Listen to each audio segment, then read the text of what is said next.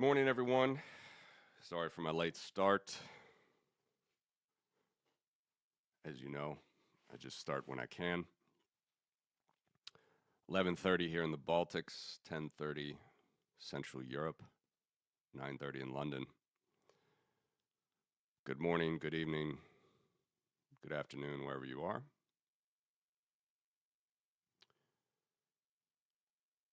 Bitcoin market continues to chop. Sideways to down, but still above 100K, the all-important psychological level.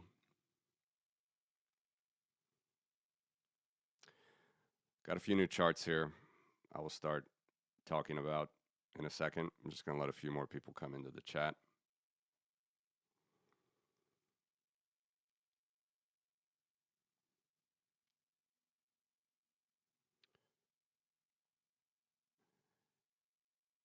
You know, if we look again at what's been happening in the last 4 years, okay? Cycle 4 years ago is not zoomed in enough, is it? We're zoomed in too much. Cycle 4 years ago was early, right? Prior cycles peaked in November, December on the 4-year. This one, the real peak was here. This was sort of the fake out top, but it had a double peak in 2021.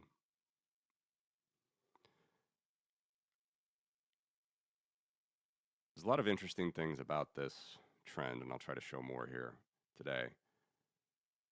But if we just zoom in the last 2 years, let's see exactly where the price has trended relative to the power curve. Okay, so it's not been around the 10th. I think you can say it's not been around the 20th since it came out of the deep bear, 2022 into 2023. Hasn't been to the 90th, hasn't even touched the 80th. So this is the levels that we've been trading at. All right, price when I just pulled this in, 105K. My trend line is 119K. Higher than some, but that's where I have my data going.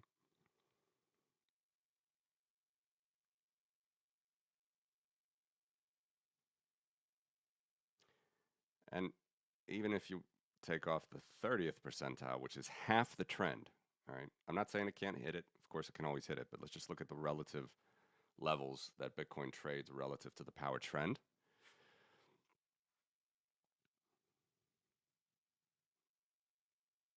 We now have a band that represents about a third of the time.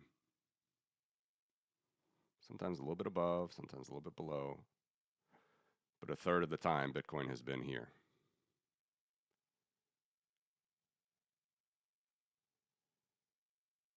Not only in the last 2 years, but over the life of Bitcoin. That's what these percentiles represent. So between the 40th and the 70th percentile, 30% of the time, price is going to be at either 60% of the trend line, that is the black line, 60% of that, or up to 110% of that. So 0.6 to 1.1.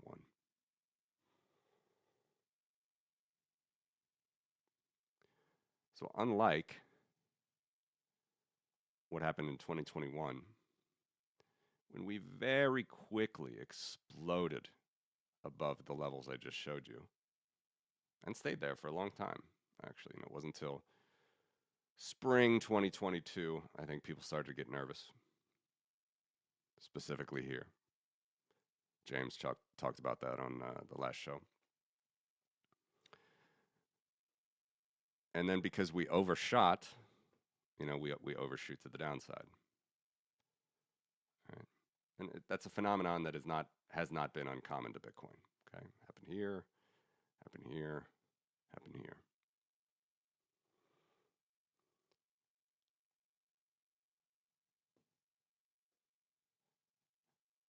But just to remind you, like these levels are statistically pretty insightful, right?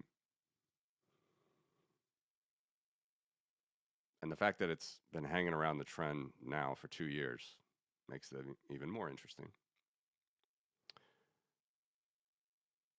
I may be the last person who thinks there could still be a boom this year, but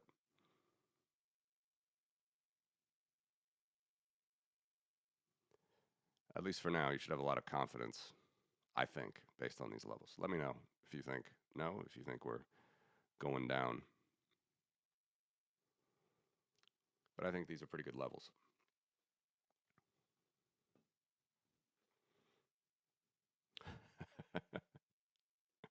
Morning. What's your price? Where are we going down to?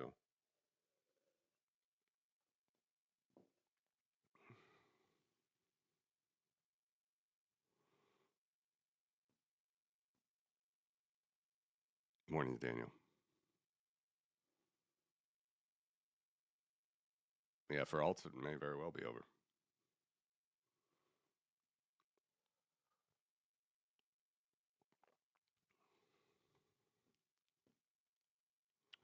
Finally got some Hodl waves up. You can find these here. All right. It's the source data I took. You can get them for free.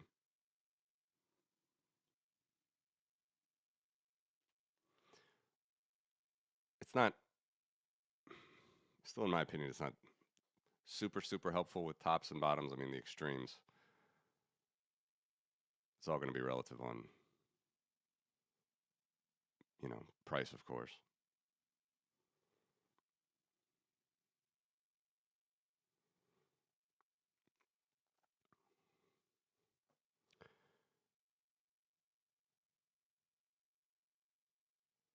One thing that could be cool is to just run an OLS that is a trend line, just a straight up trend line, no percentiles, but just the trend line on each Hodl wave, on each cohort.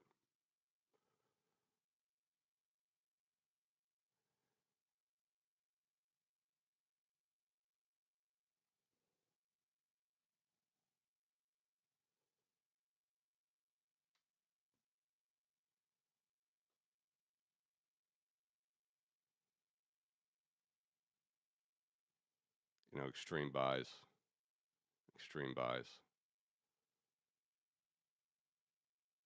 They're more just interesting to look at, frankly. Here's a percentage of Bitcoin.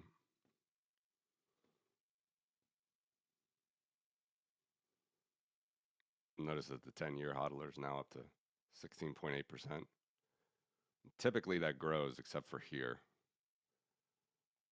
This was the fun one from July 4th. See that little bump? It was 17.1% of the pie, and it went down on July 4th to 16.7. Quite the distribution that person took.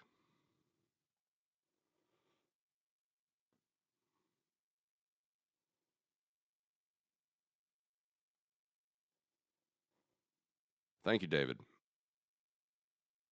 Saw the episode on what Bitcoin did. I hope it was helpful. I hope I explained it, in, as you said, a compelling way, just trying to help. I think the important thing is to not be too married to a lot of these ideas, right? I'm not saying it has to stay there all the time. But the data is pretty compelling as of right now.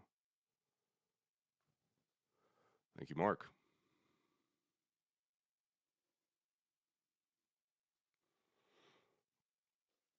It's a tough game, man.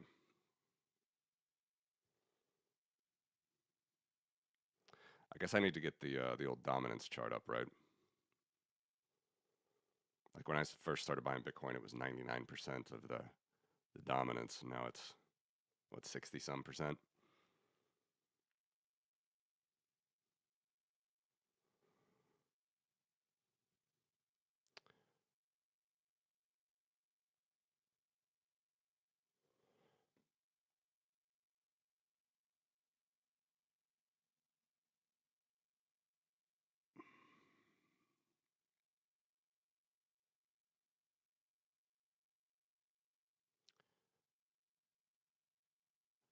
James is the person to talk to about how we can really, find valuation from this stuff. I think sure, you can see the booms, the price booms occur where they occur, and we don't have such an extreme one yet, which again is interesting.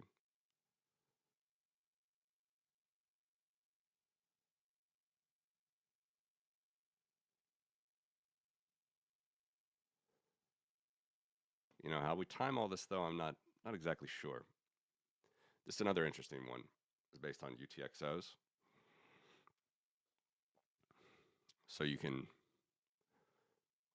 at the most extreme, every individual that owns a UTXO would be a different individual. That's not true, but I'm just saying. So at the most extreme, we could have 338.4 million Bitcoin holders. It's obviously less.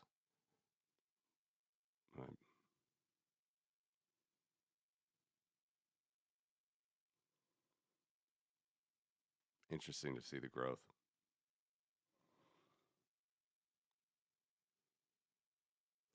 I know my icons are a little bit weird. Basically, under a year is in black, and over a year is in green. That is the color of the icon itself. So these are under a year UTXOs.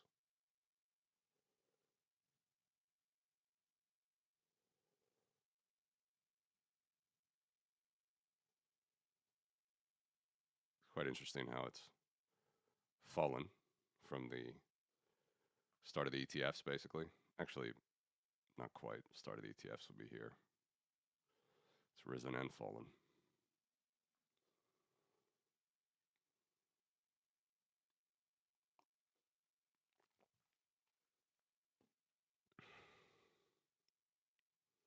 So these are all the different pieces of Bitcoin.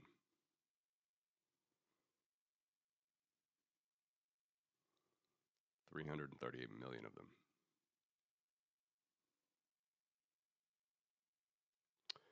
It's another one that is kind of interesting. I haven't delved into it. We can go through it together. So this is, if you take the Hodl waves in market cap, which I had here, and you divide them by the Hodl waves of realized cap, which I haven't shown you. Actually, I should pull up just to show you.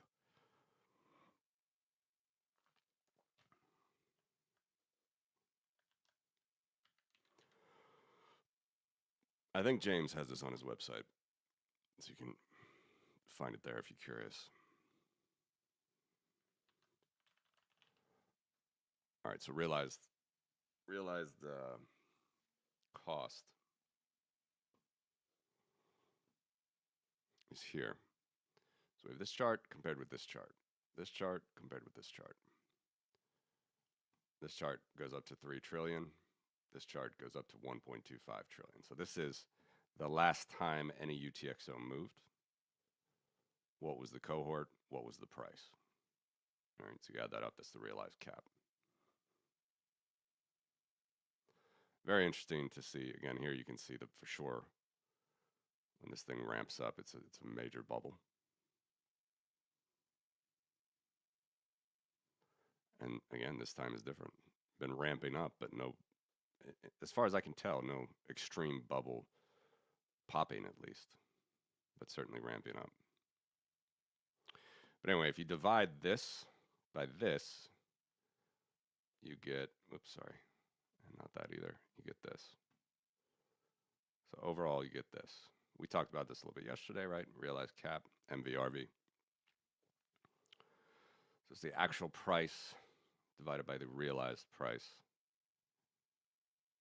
Get this ratio. Also could pick booms, right? Although I still think my PSR is a little bit better than this, which I'll show in a second. But anyway, I was interested to see, and I haven't really analyzed this in detail, so we will do it together. But you can do this on a cohort level, like on an age hodler level. So, we could take very simply the longest term hodlers right here. What's their market cap right now? 350 billion. Of all the coins valued outstanding, and I know some of them are lost, but those that have not moved in over 10 years, the market value, $350 billion. Now let's take the cost themselves. It's going to be pretty small. It's going to be pretty small. Massive profit for these guys. 330 million. For Satoshi and everybody else who hasn't moved coins in over 10 years. And so if you take the multiple, it's going to be off the chart. I forgot. I locked this. It's not as fun. You got to look at it now.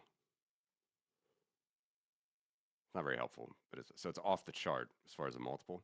So it's 1,000 times, 1,059 times. So it's good job to those people who have coins worth 350 billion. Overall cost them 330 million. Pretty wild. But again, if you do the total number, so let's take off. So it's total market cap divided by realized cap. I was surprised some of the interesting levels you can see, and I think it was 4 and 5. No, it was 5 to 7, which has markedly different than 4 and 5. So here, so the compression means either two things. It means one, the cost is going up, or the price is going down. But what it essentially means is, for example, the number 5, the 5 to the 7-year bucket, they're holding longer. They're enjoying the gains of this price rise compared to the 4 to 5. Again, how we time that, I'm not really sure. It's an interesting divergence. So a lot more people between the 4 and the 5, the 4 and the 5-year hodlers have reset their basis a lot more than the 5 to 7-year hodlers. Look at 3-4, it's a similar phenomenon, even earlier. And it starts to be like too many numbers, but again, I'm not exactly sure how to time this.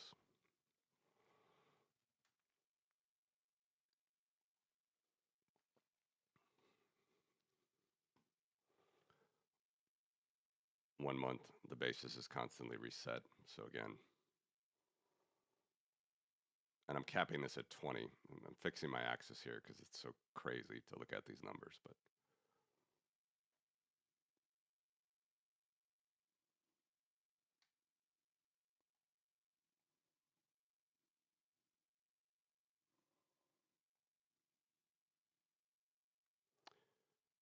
let's put the price back on. So this was obviously blow off. MVRV got to 4.5. Blow off, MVRV got to 3.98. Did it get to 4? No.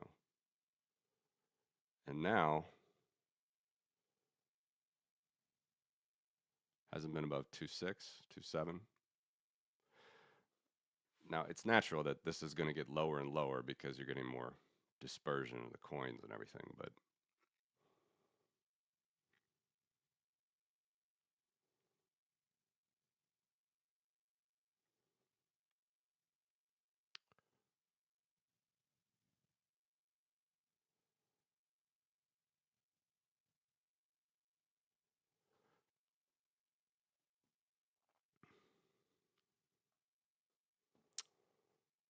hi, Mark. This is, yeah, I mean, this will be on Twitter, YouTube.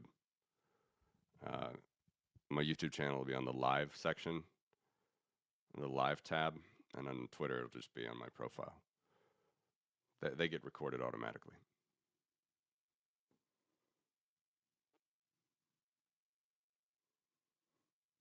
And then I also have a guy that helps me edit some of the stuff and put out some shorts and things that, you know, try to drive interest, which I've had a budget of $0 for many years now, but I'm trying to do a little bit more.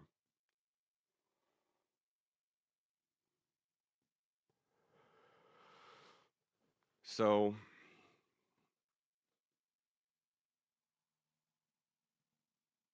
yeah, I mean, other than this like really parabolic pattern, I'm not exactly, it's interesting to look at, but I'm not exactly sure if we, you know, how much we can determine here, if it's like a true bubble or not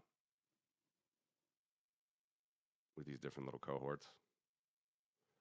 It's interesting how they change. Like this one followed, you know, these guys, the 5 to 7 year hodlers are holding on. They're letting their coins stay in a cold card, as Czech says, or whatever, pick your poison. Cold card was just starting up 5 years ago. Rodolfo's done a good job over there. Could be in a Trezor. Could be in a paper wallet. But then once you saw this price rise, you had a lot of profit taking here from the 5 to 7 years, which is very interesting.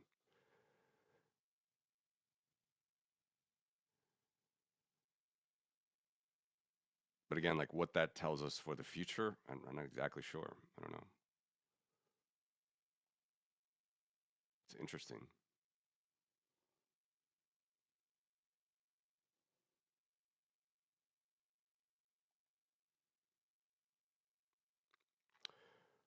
All right, I want to show you now a good one, which is cool. So just to talk about how big Bitcoin is. We talked about this before. Gold, I have oil now, just for illustration. So here's Bitcoin on a trailing 12-month basis, how much Bitcoin miners make. That is, this is an academic number. I don't know exactly. Of course, a lot of miners don't sell their Bitcoin. They just mine on credit, and then they even hodl the Bitcoin. Finding those exact numbers would be harder, but this is just assuming they mine the block reward and the fees, and then they sell it at the price that day. And then you roll that over a 365-day period just to get a feeling of what's going on. So we're not even, you know, we're just past the top from last top. So again, this doesn't look like a top to me. Here it looked like a top, right? Top, top. When this craters, it looks like a top. It's growing. In fact, it's barely past the last high. And you see here from the halving, you know, this gets sawed off. The revenue got sawed off here from the halving. Took a while to build back up. So that's interesting. Same phenomenon, by the way. Here was the halving before. Revenue got sawed off, went down, and went up. Same thing here too. All right, so this is Bitcoin. 17, $18 billion a year. Let's add gold. All right, going gangbusters.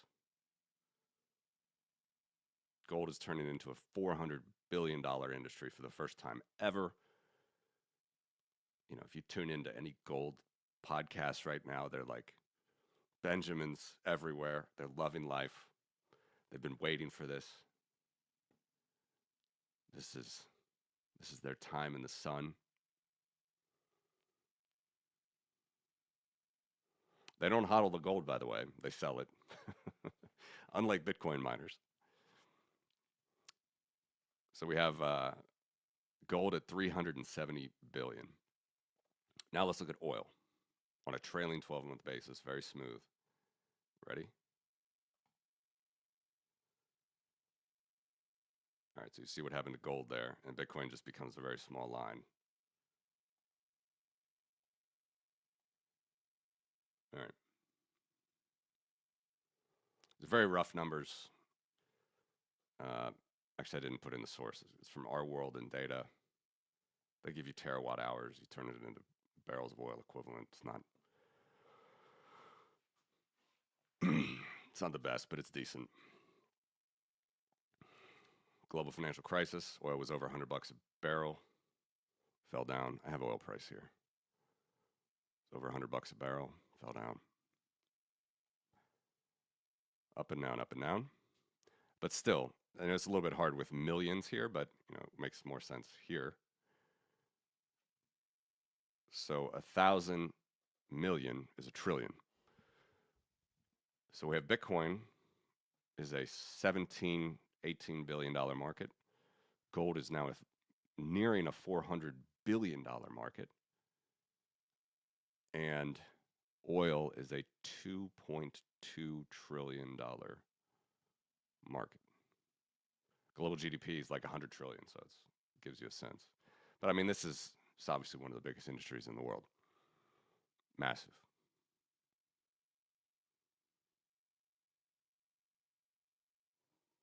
How big could Bitcoin get? That's be my question.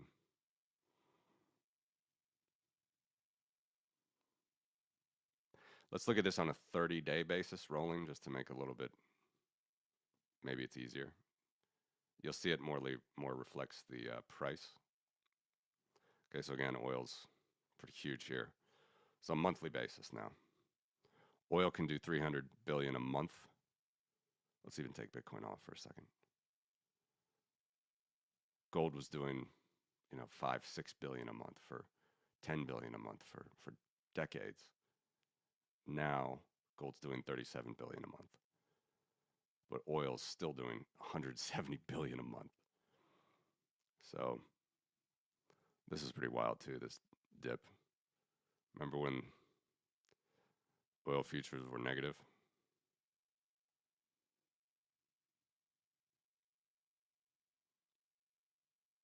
And then you put on Bitcoin again, it's a flea.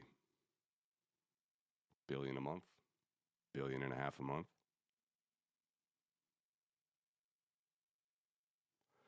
So all extremely bullish numbers. I mean, just got to give it some time.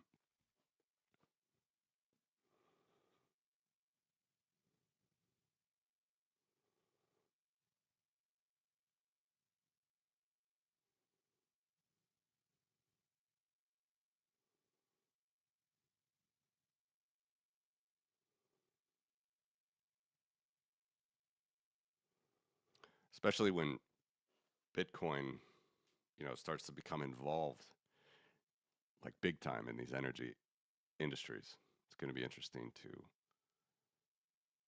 you know, see how they fit together. It's a lot of money.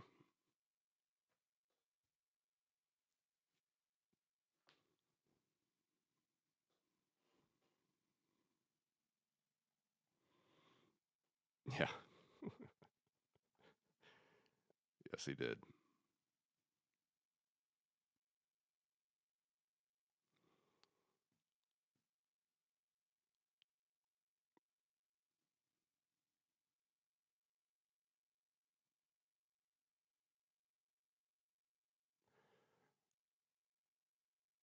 I think it's also helpful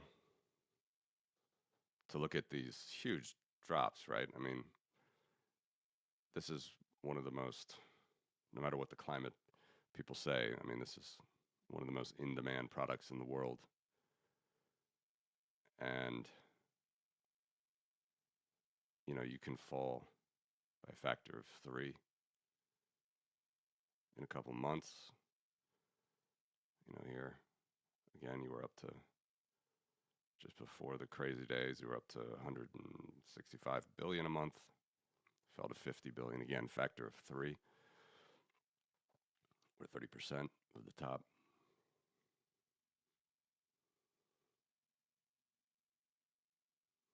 I imagine the same will be for Bitcoin. You know, if we just look at, let's take off, yeah, let's just look at gold. This is going to fall again. I mean, it's just, I'm 100% confident. This could also double from here, but it's going to fall back.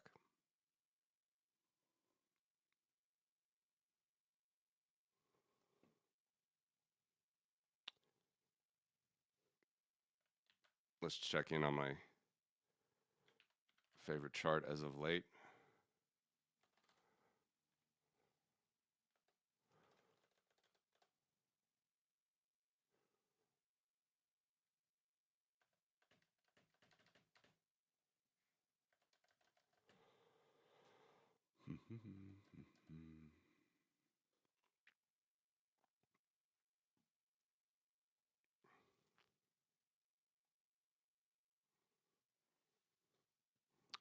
Let's see how expensive Bitcoin is in terms of gold.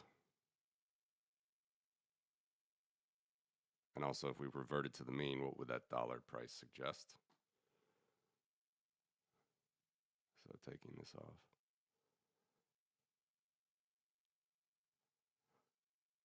To today, 25.43. Less than 25 and a half ounces of gold will get you 1 Bitcoin, which is still up from here,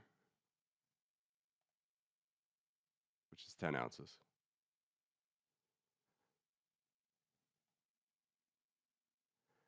And you see how, let me show you exactly what we're talking about here. See how far we are off this black line? We're, less than half. Whatever, 40, 35%. I don't even know what it is. 39%, 40%. We're 40% of the trend right now, right? It's relative to the trend, it's some of the worst we've ever been relative to gold because of gold's overperformance. But what if we get back to trend? What would the dollar price look like? That's where you get this funny looking chart. Let's say we get back to it. I turn it into dollars now, and let's say gold stays at $4,000 an ounce. Then it's $250,000 Bitcoin. I'm not saying this happens, but that's the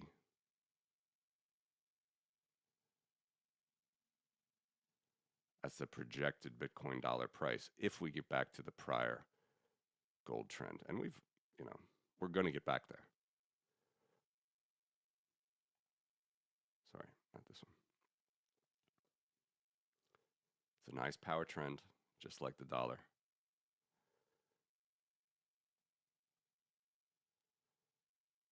It's kind of weird, I know, but I'm just putting it back on historical trend.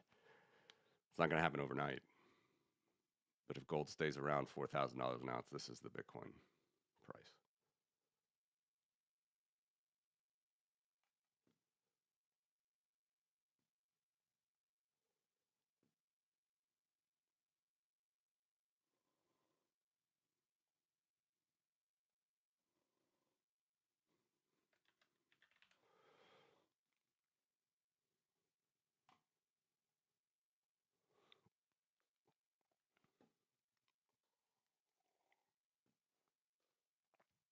So I showed you MV, RV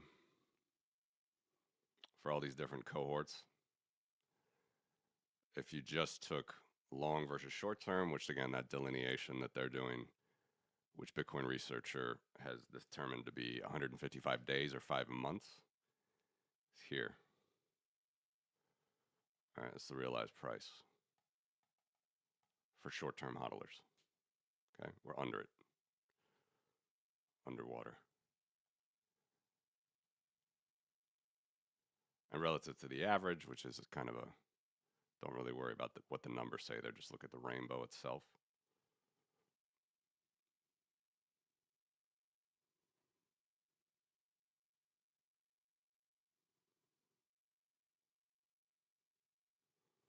Getting cheaper. Not as cheap as, say, here, but getting quite cheap relative to prior levels of this ratio.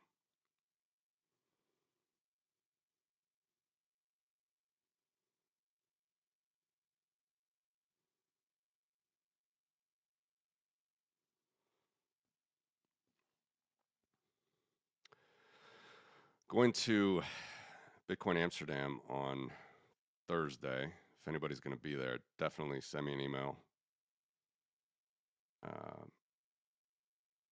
Look me up.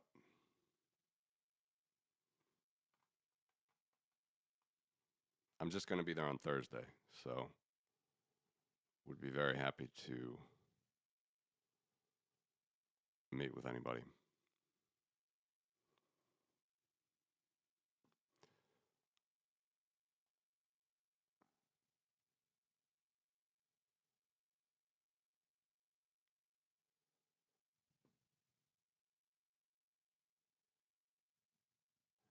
I haven't unfortunately updated this one in a week, but it's growing.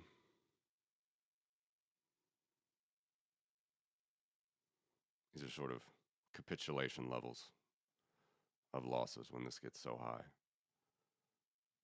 Doesn't necessarily mean it's always going to be a bottom, and it can get worse and worse, like here.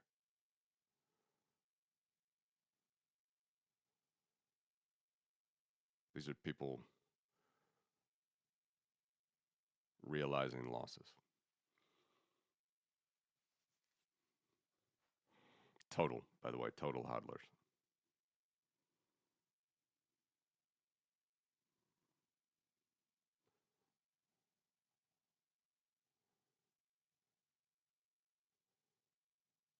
A lot of pain here.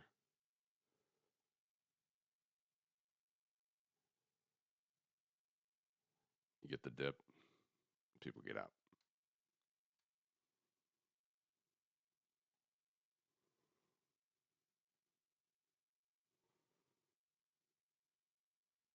I think I can actually update this on the fly because I have a little bit more.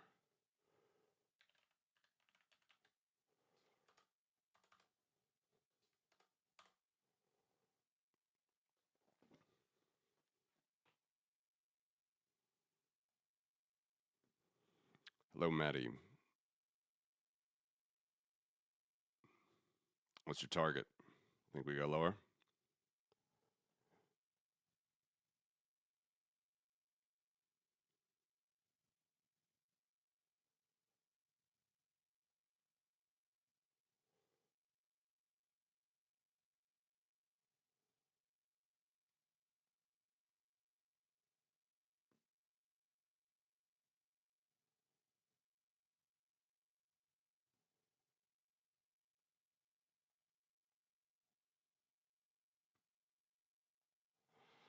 You got any good indicators for that?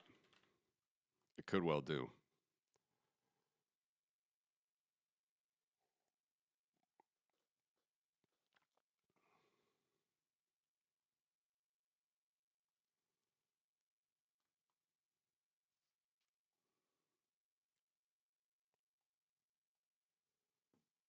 Let's see.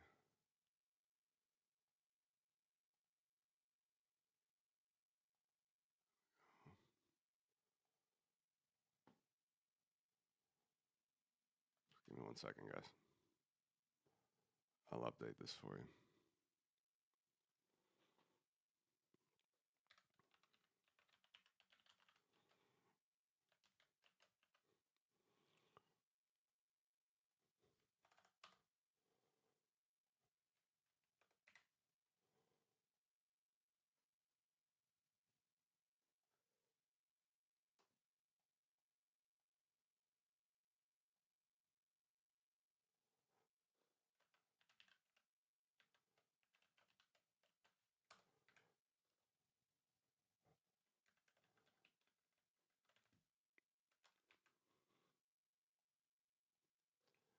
Sorry.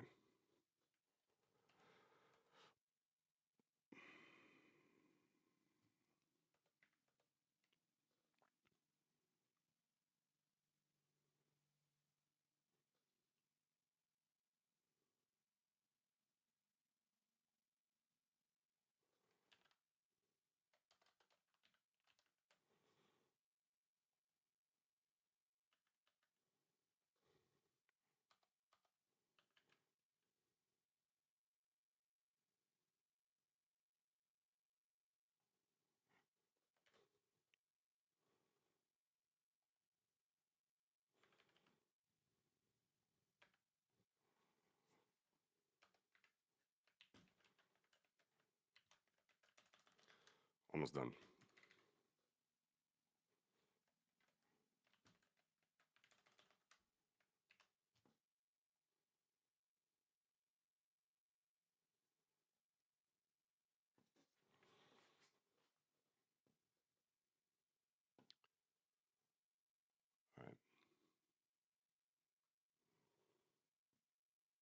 so organized, as you see. Climbed a little bit higher.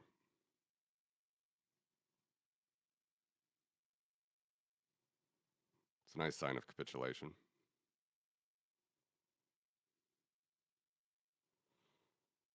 But we could go higher.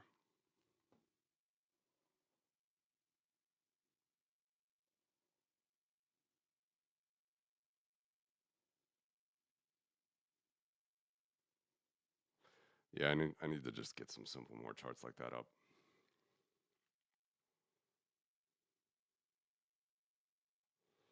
More power to you.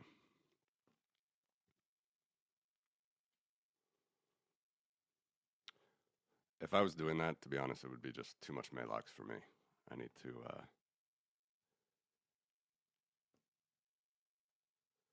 I'm happy to trade Bitcoin on the short term. Like I said yesterday, I mean, I had a lot of, I built up a leveraged long position a lot during this period.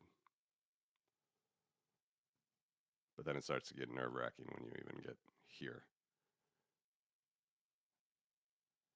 Over 100K, and then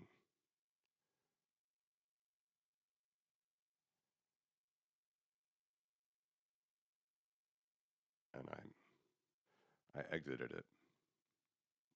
Haven't had a leverage position since. But yeah, trading on the shorter term is, you got to be paying attention.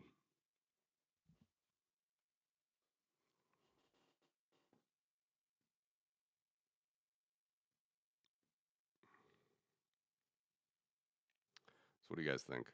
Is this going deeper? Realized losses gonna grow? Took 15. This is the whole network, by the way.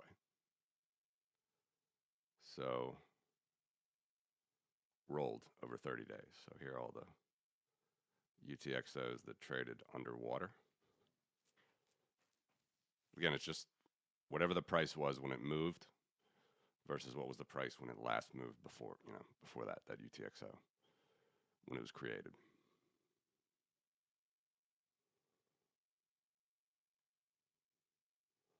And then if you add up short-term, long-term over 30 days, you'll get these little peaks.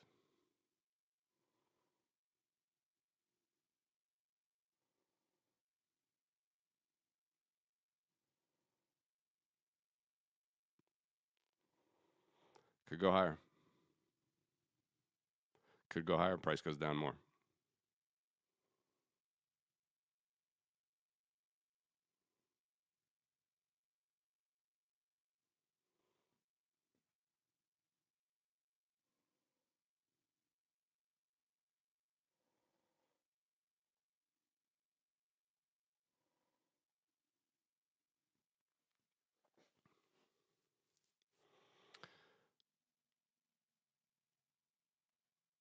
I'm a bit under the weather before these travels, so I'm not going to stream so long today, but I'm happy to show you guys some more charts if you want to see.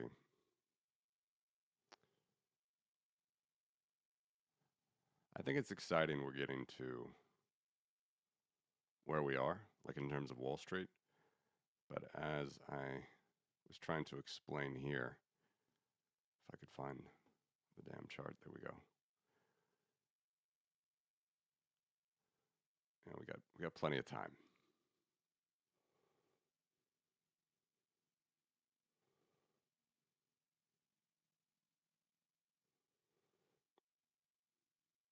Bitcoin 20 billion, gold 400 billion a year. These are months.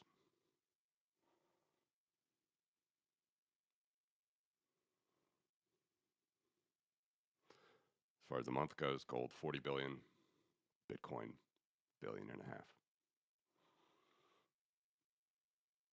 And oil 170 billion a month.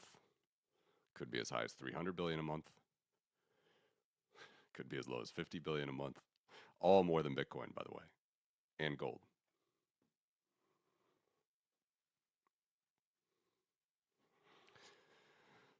Big industry.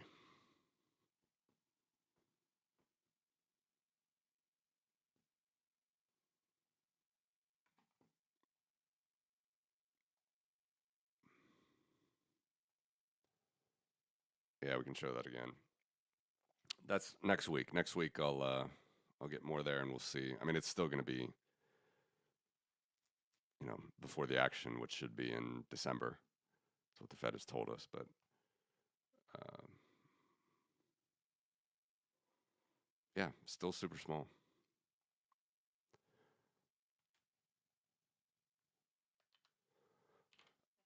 You know what I wanted to show was some U.S. fiscal stuff. Give me a second to pull it up. But anyway, just to talk about this comment from Slonic.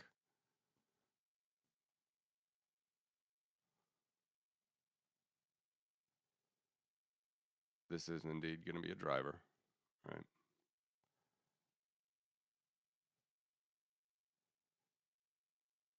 But as I said, I mean, I still think Bitcoin's going to grow without it, right? I mean, Bitcoin's been growing all this time, and it's been going down. Balance sheet's been going down.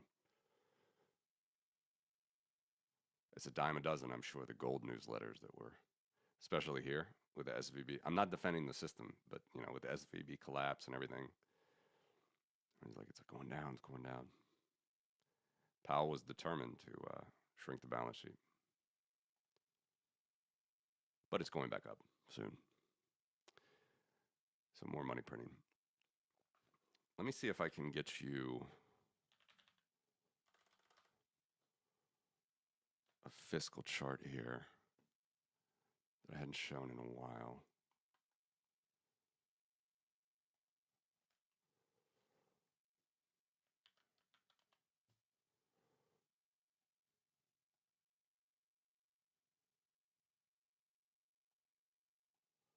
Not exactly sure how current this is going to be. Give me a second.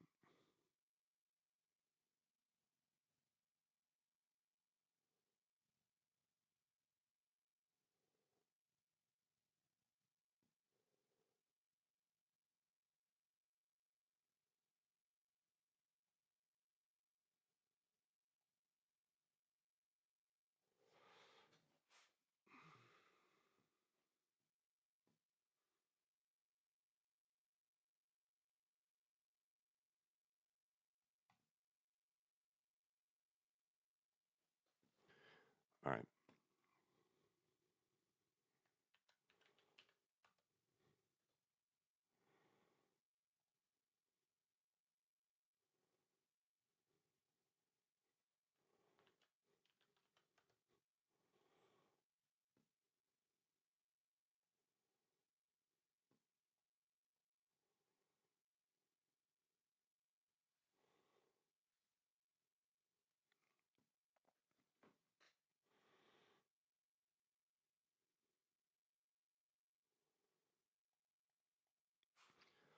Why did I make that a percentage? Hold on. 1 second. I'll get you guys better.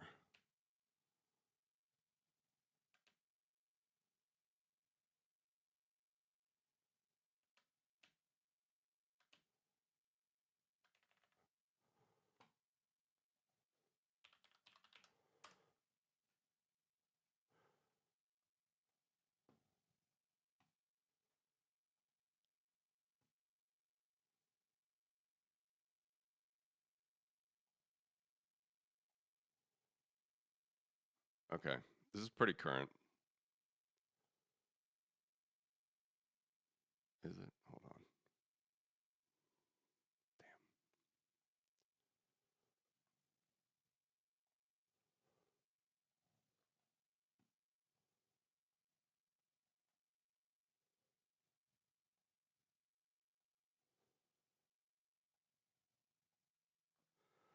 1 second.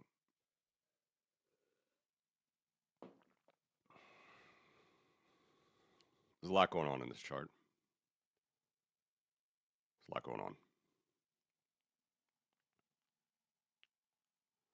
So the massive deficit spends happened during wars, during the Depression, and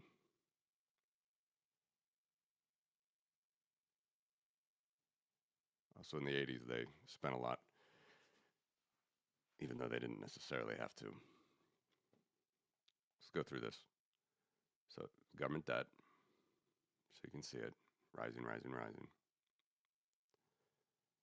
Now, the deficit is an increase in the debt.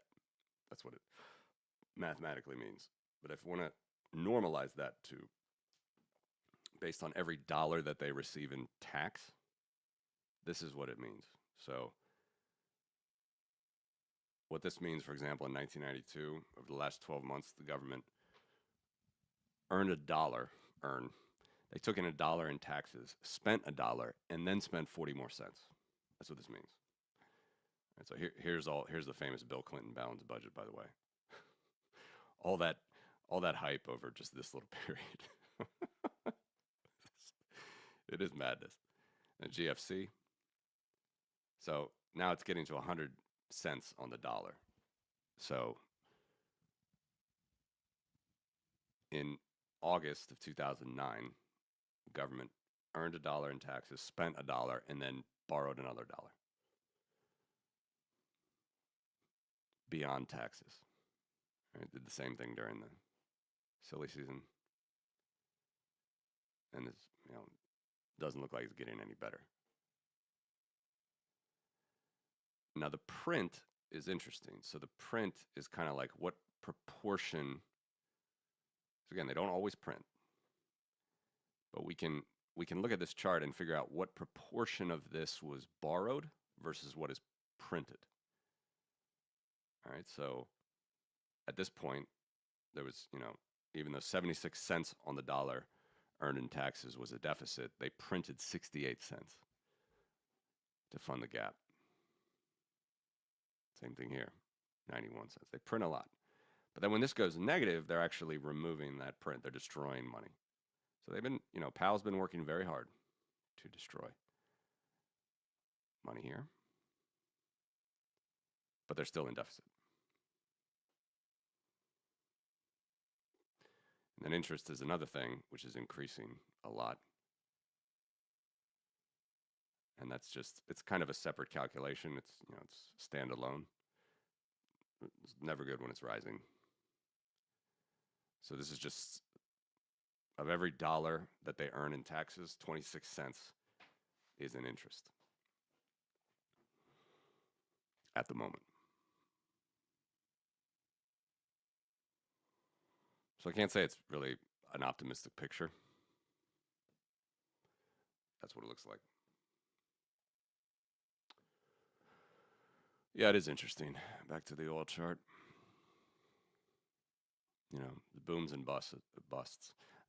An exponential curve would fit it, but especially this curve, trailing 12 months, but it still would be wild for sure, volatile.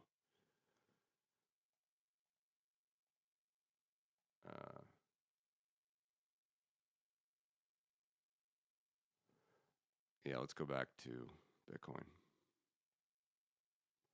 Where's the best chart for that?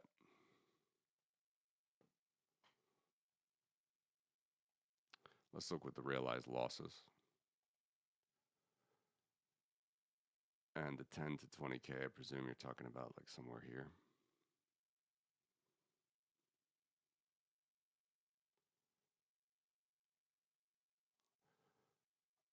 No diamond hands at this point.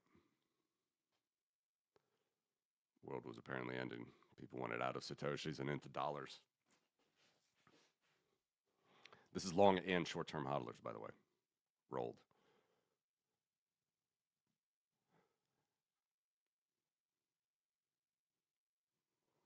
But yeah, in general, once that puking was done, people were accumulating. And if you look at, say, what happened during that entire period, you had just this period, but then mostly very low dumping of coins. Here we have a lot of dumping. Even for losses, which is wild.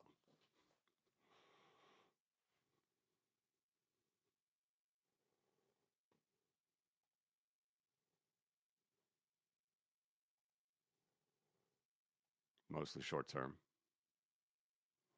Of course. Long term is going to be in profit. But a lot of dumping. So that's the interesting thing, Tim, is, compared to this period, where we chopped sideways for a year, like you said.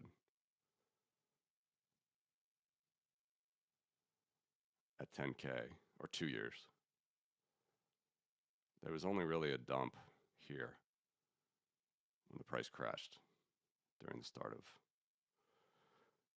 the word, which will get me even lower views if I say it.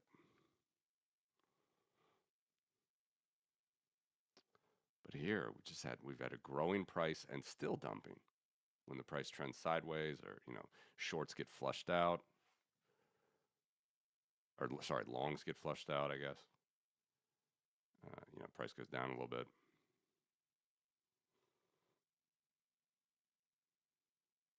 So the volume of selling is a lot more. 10 billion this month, 15 billion here, looking back a month. And now we're up to 12.6 billion. Probably, if past is prologue, it would be, it could be one of these, right? We got to wait another 6 months or 3 months for this selling to subside before we go up again. I think that's reasonable to assume. Thank you, Satoto, for reposting as always.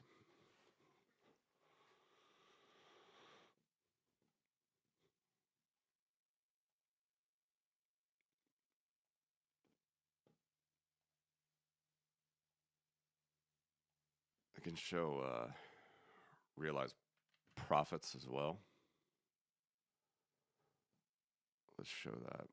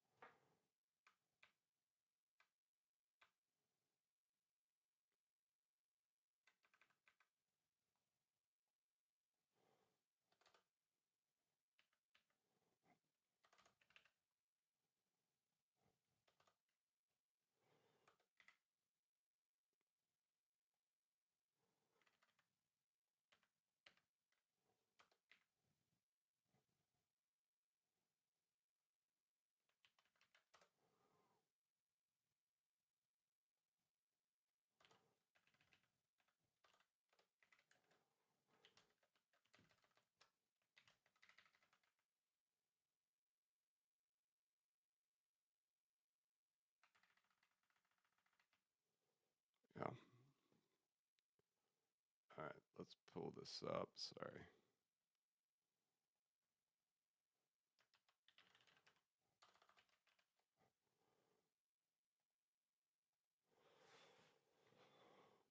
So let's see who's been taking profits. It's a similar looking chart.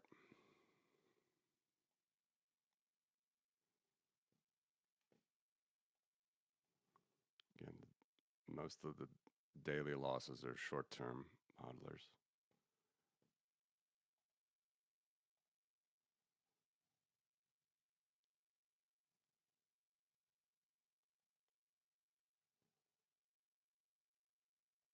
Oh no, wait, maybe that's, sorry.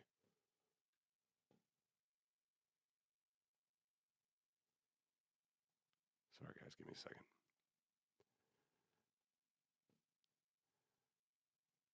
Too many charts as usual. 1 second.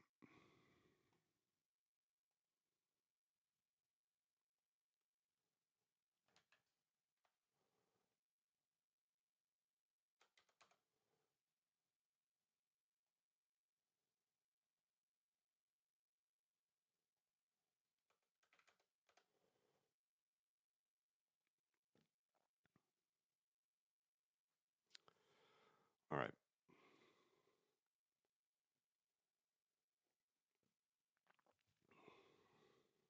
So this one is sort of, it is kind of similar looking, but it's realized profit. So this coincides very close to tops. People taking profits when prices rise.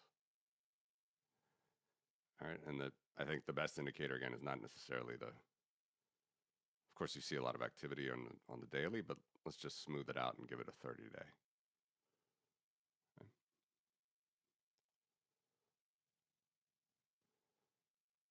So it is wild. Again, here's losses. Let's start it roughly from the very bottom.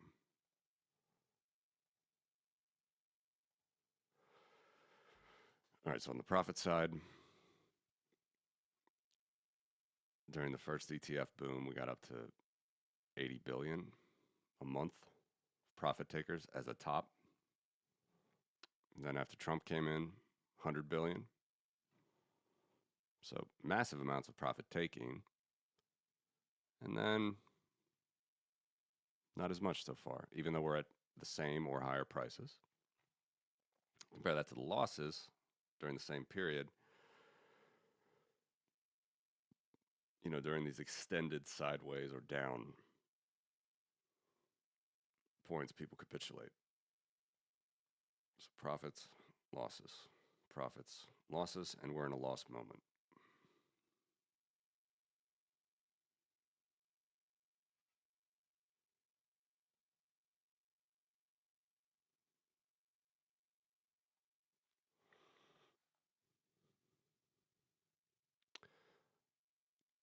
But it's still hard for me to see that this is like a top of any kind. I mean, it might be a midterm top, but, you know, with this amount of selling and profit taking,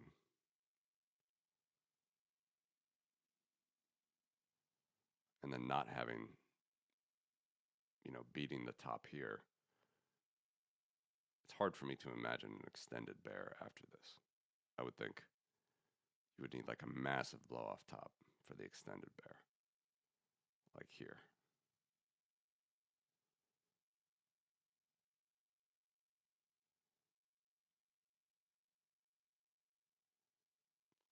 Just have to see.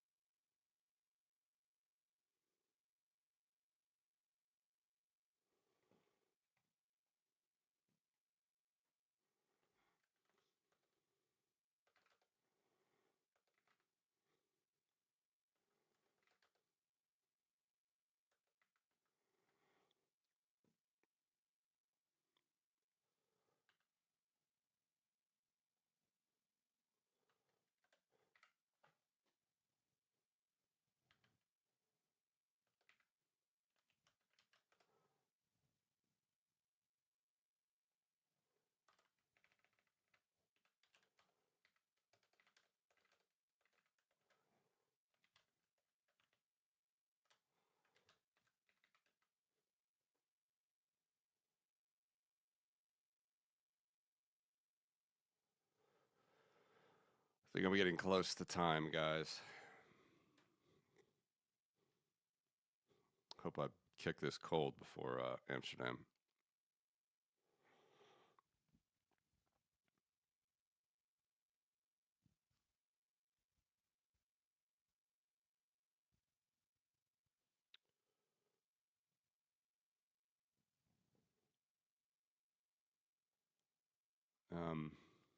Go back to, if I can find it. Eventually. There we go. So if it's correct that, you know, we'll extend some losses here, chop sideways or down, I would just use this as a guide. Right. Started in June 2024, went all the way to November. 5-6 months. Started in January, February 2025, went all the way till May before we really enjoyed 4 or 5 months. Now, depending on where you want to start this timeline, but here.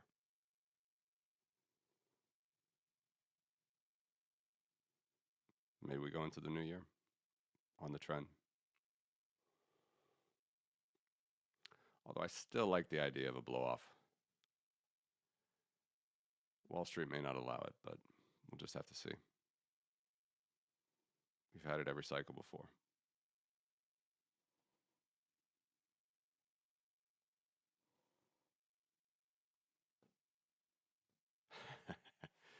Thank you, David. Yes, all Eastern European methods as well. Thank you.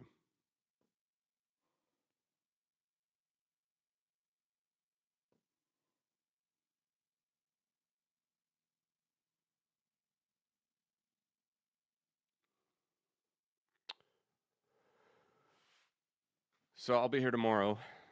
And then, like I said, if anybody is in Amsterdam on Thursday, do let me know. Email me. Be happy to meet. I just have one panel, I think, during the day. We'll see if we can figure out some of these trends together.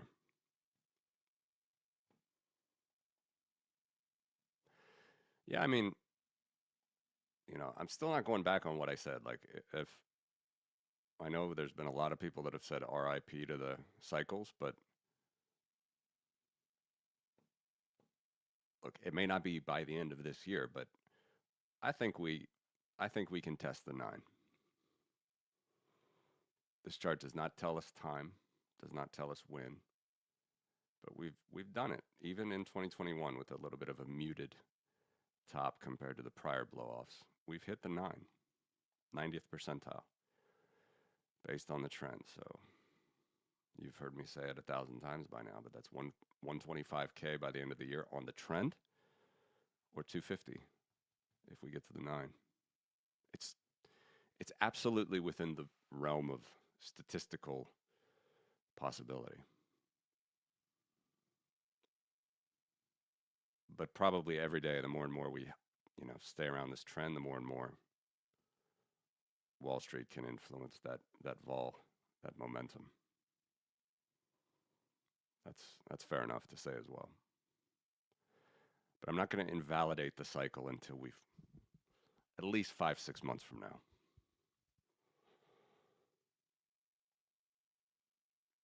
That's where I'm at.